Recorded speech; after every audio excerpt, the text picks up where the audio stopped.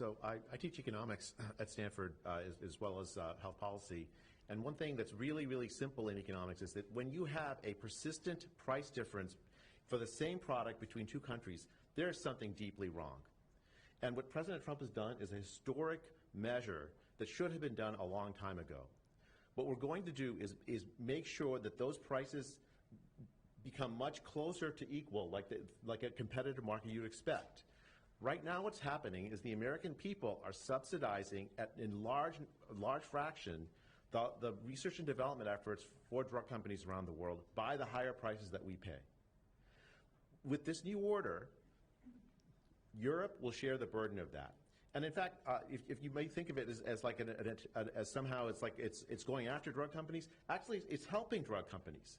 Because what we're also going to do with this order, what President Trump has done with this order, is he's said to European governments, look, if you are taking advantage of the drug companies by forcing them to charge very, very low prices, we're going to defend American drug companies in Europe. At the same time, we're standing up for the American consumer who's been paying far too high prices for far too long.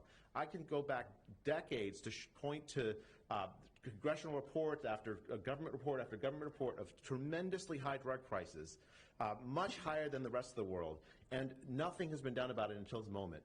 And I'm really, really proud, President Trump, that you've done this. I'm really proud to be included in this and looking forward to the work ahead. Thank you.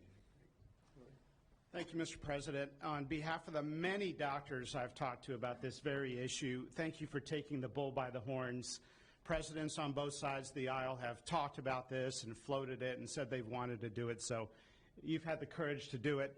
Thank you. I've been a surgical oncologist at Johns Hopkins for 22 years, and I have seen patients suffer. We didn't take an oath to heal patients and then watch their life get ruined financially, with their home, mortgage, retirement, going down the drain with GoFundMe campaigns, raising money from church communities and synagogues and friends they haven't seen in 20 years to try to raise money for what? For a system where Americans have been getting ripped off by 10, 12, 15 times higher prices than we see in other countries?